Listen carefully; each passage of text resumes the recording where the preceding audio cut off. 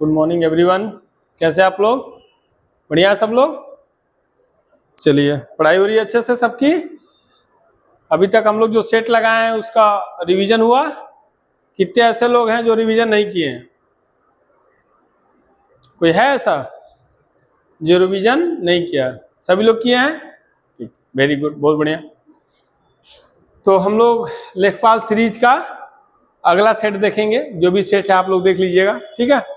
तो और दूसरा आप लोगों के साथ हम लोग कमिटमेंट किए थे क्या, योद्धा सीरीज चलाने का, तो चल ही रहा है। उस पर करंट अफेयर की चीजें जा रही है, करंट अफेयर संबंधित क्वेश्चन जा रहे हैं, 20-20 क्वेश्चन का सेट, ठीक है? तो आज फिर हो जाएगा। और जब तक एसएससी जीडी का एग्जाम नहीं हो जाता है तब तक एसएससी जीडी को टारगेट करके वो बनाया गया है योद्धा सीरीज, उसमें आपके क्वेश्चन जाते रहेंगे, ठीक है? तो आइए आज हम लोग अपने लेखपाल सीरीज के अगले सेट की तरफ अगला क्वेश्चन देखते हैं, ठीक है? आइए लेखपाल सीरीज का हम लोग अगला क्वेश्चन देखते हैं, ठीक है? आज के सीरीज का ये पहला क्वेश्चन है, आज के सेट का ये पहला क्वेश्चन है कि निम्नलिखित में से किस स्थान पर सिंधु घाटी सभ्यता के दौरान मोतियों के निर्माण बीड मेकिंग की सबसे बड़ी कार्यशाला वर्कशॉप मिली थी? सबसे ज्यादा मोतियों का निर्माण कहाँ पे होता था? वो कार्यशाला कौन थी? वो कारखाना कौन था? ठीक है, तो इसी से संबंधित प्रश्न है कि सिंधु घाटी सभ्यता के दौरान मोतियों के निर्माण की सबसे बड़ी कार्यशाला वर्कशॉप कहाँ मिली थी? ऑप्शन ए है लोथल, ऑप्शन बी है चनुद्रो, ऑप्शन सी है कालीबंगा, ऑप्शन डी है बनावली। तो इसका सही उत्तर है बी अर्थात चनुद्रो, ठीक है? अब इसकी व्याख्या देखिए। चनुद्रो सिंधु घाटी सभ्यता का एकमात्र ऐसा शहर था जहां कोई दुर्ग नहीं मिला। कोई दुर्ग नहीं मिला, दुर्ग मीन्स टीला होता था उस समय, ऊंचा स्थान जिसको बोला जाता था। तो चनुद्रो एकमात्र सिंधु घाटी सभ्यता का स्थान है, स्थल है, और ये फेमस स्थल है जहां पे कोई भी दुर्ग नहीं मिले, ठीक है? यहां से लिपस्टिक, याद रखिएगा, यहां से लिपस्टिक के निशान और काजल जैसी सौंदर्य सामग्री के प्रमाण भी मिले हैं। पहला चीज क्या मिला? सिंधु घाटी सभ्यता से कार्यशाला मिला, किसका? मोतियों की कार्यशाला है, मोतियों की वर्कशॉप है, वहां पे मोतियां बनती थी चनुद्रो से, ठीक है? तो ये पूछेगा कि मोतियों का निर्माण या मोतियों का संबंध किससे है, या मोतियां कहाँ मिली है सिंधु घाटी सभ्यता में, किस स्थल से? तो चनुद्रो से मिली है, पहली बात। चनुद्रो से अगर ये पूछ दिया कि वह कौन सा स्थल है सिंधु घाटी सभ्यता, हड़प्पा सभ्यता का, जहां से दुर्ग नहीं मिले हैं, टीले नहीं मिले हैं, तो है चनुद्रो। एक दूसरा क्वेश्चन ये भी हो गया। अगला क्वेश्चन ये मिलेगा कि लिपस्टिक कहाँ से मिला है? तो कहाँ से मिला है? चनुद्रो से मिला है। और काजल जैसी सौंदर्य सामग्री, जिसे महिलाएं या पुरुष भी उस समय काजल वजल किया करते थे, तो खास, लेकिन लिपस्टिक तो महिलाओं के लिए है। तो ऐसी जो सौंदर्य परक सामग्री है, जो लिपस्टिक हो गया, काजल हो गया, या और कुछ उनके फेस पे लगाने वाला चीज जो है, वो कहाँ से मिला है? तो चनुद्रो से मिला है। ये फेमस जगह है, ठीक है? कोई दिक्कत? कोई दिक्कत नहीं, ठीक है? तो अगला क्वेश्चन देखिए।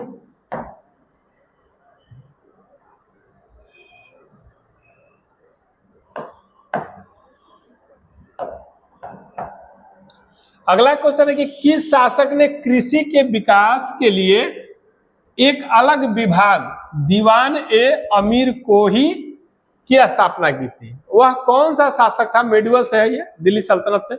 वह कौन सा शासक था जो कृषि के विकास के लिए, कृषि के अच्छे और अच्छा कर पाए, उसके लिए अलग विभाग ही बना दिया गया? और वो विभाग का नाम था दीन ए अमीर कोही। दीन ए अमीर कोही का निर्माण किस शासक ने किया था कृषि विकास के लिए या कृषि के विभाग के लिए? Option A Alauddin Khilji, option B है फिरोज शाह तुगलक, ऑप्शन सी है मोहम्मद बिन तुगलक, ऑप्शन डी है गयासुद्दीन तुगलक। तो इसका सही उत्तर है सी अर्थात मोहम्मद बिन तुगलक। मोहम्मद बिन तुगलक ने कृषि के विकास के लिए एक नए विभाग की स्थापना की थी, जिसे दीन ए क्या कहा गया? अमीर कोही कहा गया, ठीक है? दीन ए अमीर कोही कहा गया। व्याख्या देखिए। मोहम्मद बिन तुगलक ने कृषि पैदावार बढ़ाने और अकाल से निपटने के लिए इस विभाग की नींव रखी थी। अब आपको ये जानना, मतलब जानकारी होनी चाहिए, या ये जान लीजिए कि मेडिवल के समय या एंशिएंट में अकाल खूब पड़ते थे। पता चला सूखा ही पड़ गया, पूरा का पूरा कृषि बर्बाद हो गया, फसल नष्ट हो गए, सूखे से लोग खूब मरते थे, बाढ़ भी बहुत आता था। तो इस वजह से अकाल न पड़े या अकाल के समय अकाल से कैसा निपटा जाए, लोगों को कृषि पदार्थ कैसे मिले, खाद्य सामग्री कैसे मिले, इसके लिए कृषि को कैसे और आधुनिक बनाया जाए, अत्यधिक सुख सुविधा वाला बनाया जाए, इसी के लिए इसने अमीर एक कोही का निर्माण किया था, इस विभाग का निर्माण किया था। किसने? मोहम्मद बिन तुगलक, जिसे शॉर्ट फॉर्म में एमबीटी भी बोलते हैं, मोहम्मद बिन तुगलक। ठीक है, अगला क्वेश्चन।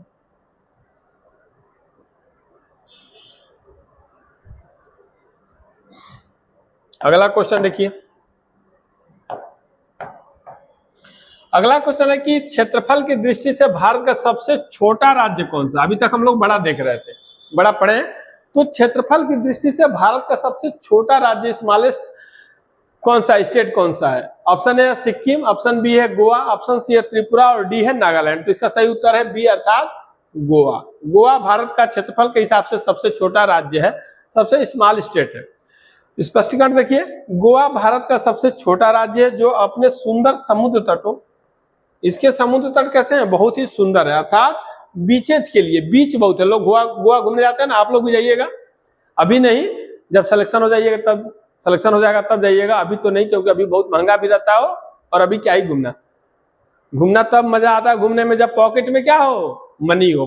पॉकेट ऐसा बोले कि अब हमारा ये जो स्पेस है वो भर गया है, अब इससे ज्यादा इसमें रख नहीं सकते, पहले इसको खाली करो फिर और भरो।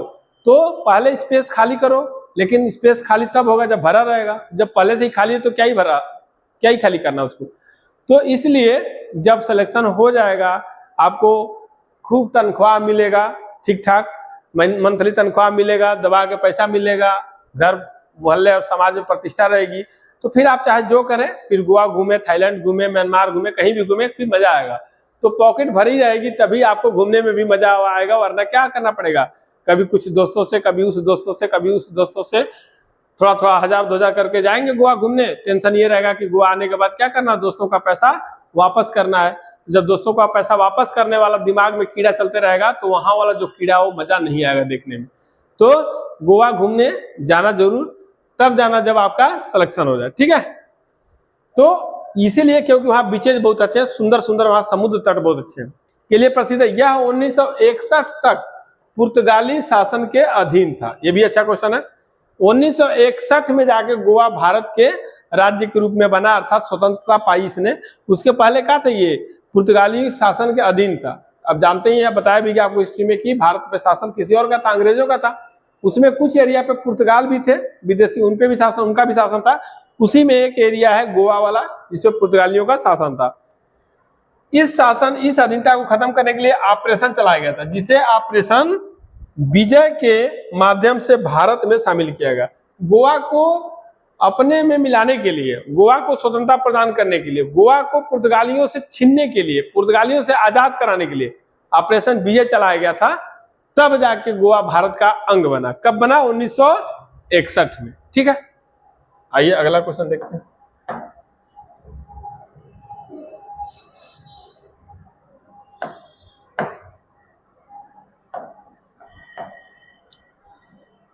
कौन सी सीमा रेखा या कौन सी रेखा भारत को लगभग 2 बराबर भागों में विभाजित करती है? वह कौन सी रेखा है इस पृथ्वी पे, इस धरा पे या ग्लोब पे, जो भारत को 2 बराबर भागों में विभाजित करती है? ऑप्शन ए है भूमध्य रेखा, इक्वेटोरियल।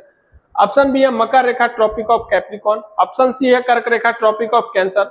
ऑप्शन डी है प्रधान रेखा या प्रधान मध्याह्न रेखा भी बोलते हैं इसको, पीएम, जिसको प्राइम मेरिडियन भी बोलते हैं। तो इसका सही उत्तर है सी, अर्थात कर्क रेखा। सही उत्तर है कर्क रेखा, सी, ठीक है। सही उत्तर है सी, इससे आप लोग कंफ्यूज मत करिएगा, सही उत्तर है सी, ठीक है। अब इसकी व्याख्या देखिए। कर्क रेखा 23.5 डिग्री जो उत्तर में है, उत्तरी अक्षांश भारत के 8 राज्यों से होकर गुजरती है। यह भारत को उष्णकटिबंधीय और उपोष्णकटिबंधीय क्षेत्रों में विभाजित करती है। अगर भारत, मान लीजिए भारत का कुछ ऐसा है, तो यहां से ये बीच से इसको डिवाइड करती है कर्क रेखा भारत को, ठीक है। और ये भारत के 8 राज्यों से होकर गुजरती है। तो क्या है ये? कर्क रेखा इसका आंसर है। अब आइए अगला आंसर देखते हैं, अगला क्वेश्चन देखते हैं। अगला क्वेश्चन, क्वेश्चन नंबर 5 को देखते हैं। भारतीय संविधान की प्रस्तावना प्रेम्बल में अब तक कुल कितनी बार संशोधन किया गया है? अब जानते हैं कि प्रेम्बल में कई बार संशोधन हो चुका है, और इसी प्रेम्बल के संशोधन के मामले में केशवानंद भारती मामले भी आए थे, जिसको हम लोग पढ़ चुके हैं, जिसमें कहा गया था कि क्या करना है, भारत के संविधान के मूल संरचना को छेड़छाड़ नहीं करना है। तो भारतीय संविधान की प्रस्तावना में अब तक कुल कितनी बार संशोधन किया गया? ऑप्शन ए 1 बार, ऑप्शन बी 2 बार, ऑप्शन सी 3 बार, ऑप्शन डी 1 बार भी नहीं। सही उत्तर है 1 बार, ऑप्शन ए।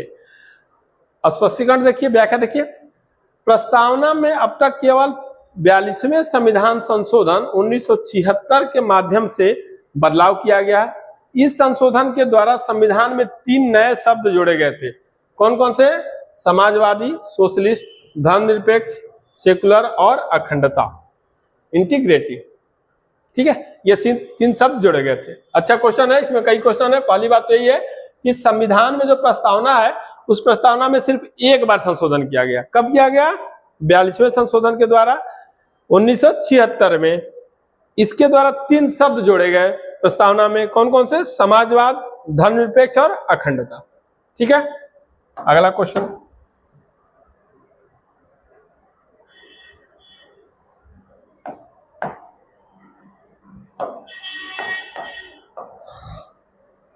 लोकसभा की कार्यवाही आयोजित करने के लिए आवश्यक कोरम या गणपूर्ति कितनी होती है? आवश्यक कोरम कितना होता है? जैसे होता है ना, कोई मान लीजिए मीटिंग बुलाई गई, हम आप सभी लोग मिलकर एक मीटिंग बुलाए। अब ये रखा गया कि भाई मीटिंग बुला दिया गया, तो कौन सीरियस है नहीं सीरियस है। पता चला मीटिंग तो हम लोग बुला लिए, 100 लोगों का, आए 2 लोग, तो मीटिंग कैसे होगी? नहीं होगी। इसीलिए ये कहा जाता है, या ये हम लोग मिल के ये प्रस्ताव रखे कि भैया मीटिंग तभी शुरू होगी जब 100 लोगों में मिनिमम 10 लोग आएंगे।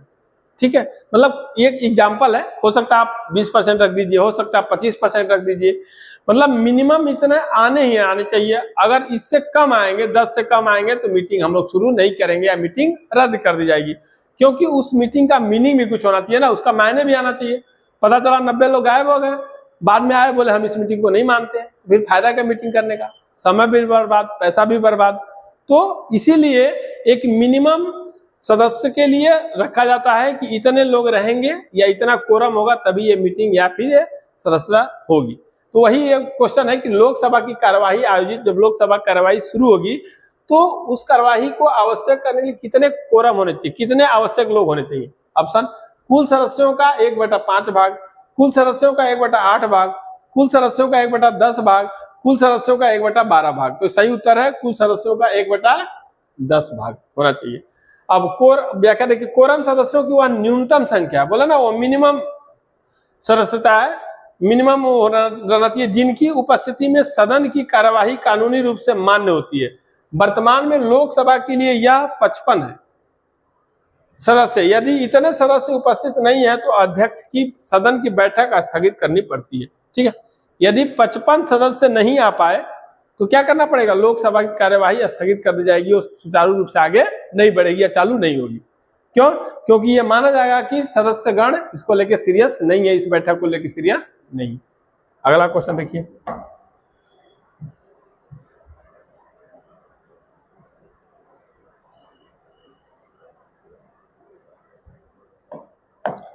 अगला क्वेश्चन कि निम्नलिखित में से किस विटामिन की कमी से स्कर्वी रोग होता है, जिसमें मसूड़ों से खून आने लगता है? आप देखते होंगे कि बच्चों से सभी उम्र में लगभग ये तो हो जाता है, बच्चों में, बूढ़ों में, जवान में, मसूड़ों के अगल बगल, दांत के जो नीचे या ऊपर मसूड़े, उसमें अगल बगल से ब्लड आने लगता है, खून आने लगता है। आप ब्रश करिए तब, दातुन करिए तब, कभी कभी ऐसे भी, कभी कभी खाने लगिए तब।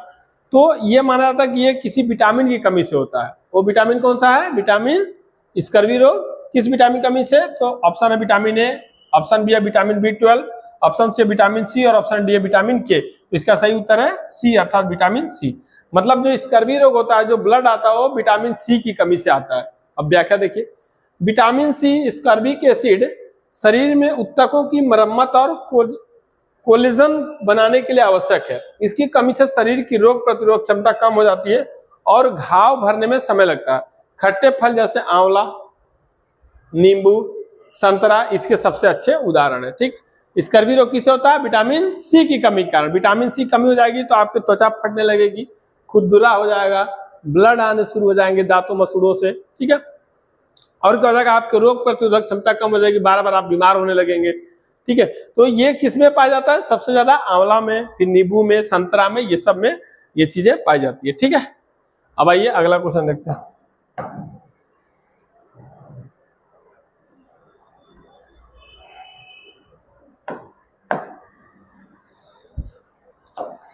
अगला क्वेश्चन है, प्रकाश वर्ष लाइट ईयर निम्नलिखित में से किसकी इकाई है? प्रकाश वर्ष किसकी इकाई है? लाइट ईयर, जिसको इंग्लिश में बोलते हैं। एक ऑप्शन ए समय, ऑप्शन बी है दूरी, ऑप्शन सी है प्रकाश की तीव्रता, ऑप्शन डी है द्रव्यमान। तो ऑप्शन बी सही है, अर्थात दूरी। ठीक है, ऑप्शन बी सही है, दूरी। प्रकाश वर्ष दूरी का मात्रक है। किसका मात्रक है? दूरी का। अब व्याख्या देखिए, खगोल विज्ञान में ग्रहों और तारों के बीच विशाल दूरी को मापने के लिए प्रकाश वर्ष का उपयोग किया जाता है। अब प्रकाश वर्ष की दूरी इलाहाबाद से लखनऊ या प्रयागराज से लखनऊ मापने के लिए नहीं होगा, लखनऊ से दिल्ली मापने के लिए नहीं होगा, क्योंकि एक बड़ी खगोलीय दूरी है। जैसे तारों और ग्रहों के बीच, पता चला ग्रहों के बीच, पृथ्वी और सूर्य के बीच, पृथ्वी और चंद्रमा के बीच, इसको इतनी दूरी मापने के लिए प्रकाश वर्ष का इस्तेमाल करते हैं। ठीक है, तो ये दूरी का मापक है। यह वह दूरी है जो प्रकाश एक वर्ष में लगभग 3 लाख किलोमीटर पर सेकंड की गति से क्या करता है? तय करता है। मतलब प्रकाश वर्ष वह दूरी है जो प्रकाश 3 लाख किलोमीटर प्रति सेकंड के हिसाब से दूरी तय करता है, उसी को बोलते हैं प्रकाश वर्ष। ठीक है, अगला क्वेश्चन,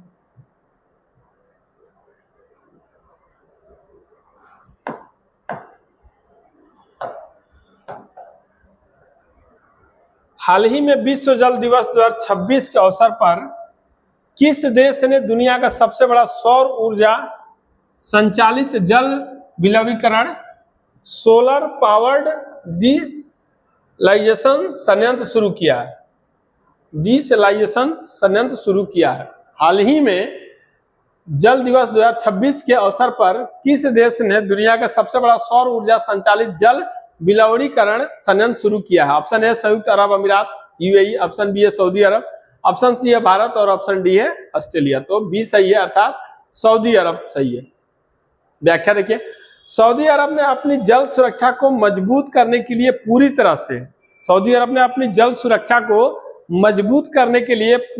से सौर ऊर्जा पर चलने वाली दुनिया के सबसे बड़े विलवणीकरण प्लांट का उद्घाटन किया है। यह संयंत्र समुद्री जल को पीने योग्य पानी में बदलने के लिए नवीकरणीय ऊर्जा का उपयोग करता है, जिससे कार्बन उत्सर्जन में भारी कमी आएगी। अब क्या करेगा? जो समुद्री जल है, जो खारे जल है, सऊदी अरब ने वो संयंत्र विकसित किया है या विकसित कर रहा है जो समुद्र में खारे जल है, उस खारे जल को भी पीने लायक बना सके। ऐसा हो जाए कि वो पीने लायक हो जाए और जो जल से संबंधित समस्याएं हैं उसको कम किया जा सके। ठीक है, अगला क्वेश्चन,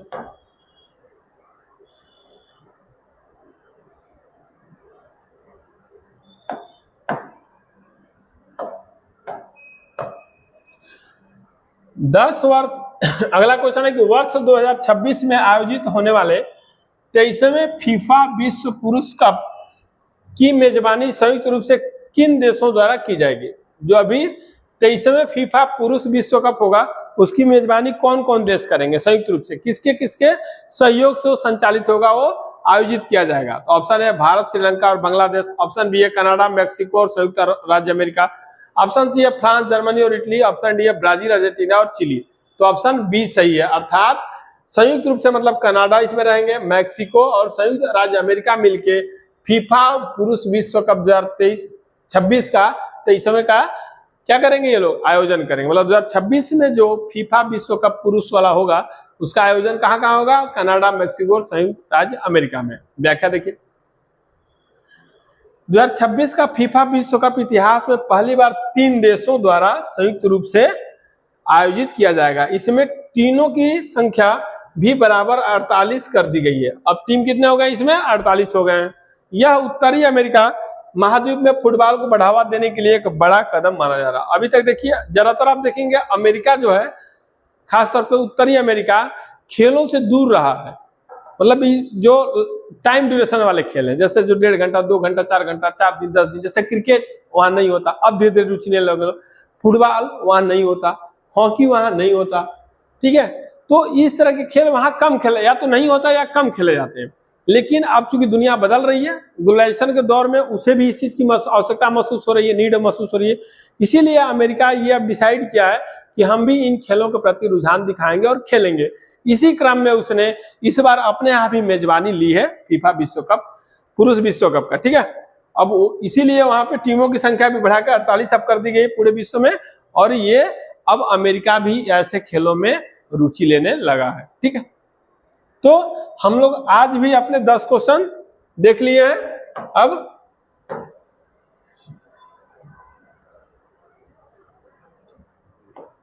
जो आज का सेट का हम लोग का क्वेश्चन है वो 10 क्वेश्चन आज हम लोग फिर से अपने देख लिए। लेखपाल सीरीज के 10 क्वेश्चन हो गए। तो मुझे उम्मीद है कि आज क्वेश्चन भी आपके जो आज क्वेश्चन वो भी पसंद आए होंगे। और मिसलेनियस था, करंट भी था इसमें पॉलिटी जगह पीसी सब में रहता, सभी सेट में रहता है। मेरे देने का ये रीजन भी यही है कि आप लोग मिसलेनियस क्वेश्चन पढ़ेंगे, हर सेट में मिसलेनियस क्वेश्चन रहेगा, तो आपका माइंडसेट भी वैसे ही होगा, आप एग्जाम के लिए प्रिपेयर होंगे और एग्जाम की अच्छी तैयारी कर पाएंगे और उसी माइंडसेट से एग्जाम में जाएंगे भी, ठीक है। तो ये क्वेश्चन है, आप लोग इसे फिर से रिवाइज करके आएंगे। जो डेली में कहता हूं, आज फिर वही बात कर रहा हूं कि ऑफलाइन वाले ऑनलाइन वाले सभी लोग फिर से पूरे सेट को आप लोग कोशिश तो ये करिए कि जो भी सेट 25, 26, 27 या जो भी हुआ होगा नंबरिंग में, आप देख सकते हैं, देख लीजिएगा, उसको आप लोग पूरा का पूरा रिवाइज करके ही, और उतना ना कर पाए तो कम से कम पीछे के 2-3 सेट तो करके ही आइए, ताकि अगर मैं पूछ पाऊं तो आप लोग बता पाए, ठीक है। तो और बाकी जो योद्धा सीरीज चल रहा है उसको भी आप लोग देखते रहिए, ताकि एग्जाम के लिए आप लोग प्रिपेयर हो सकें। आज इतना ही, बहुत बहुत धन्यवाद, थैंक यू, गुड डे, आपका दिन शुभ हो, नमस्कार, जय हिंद।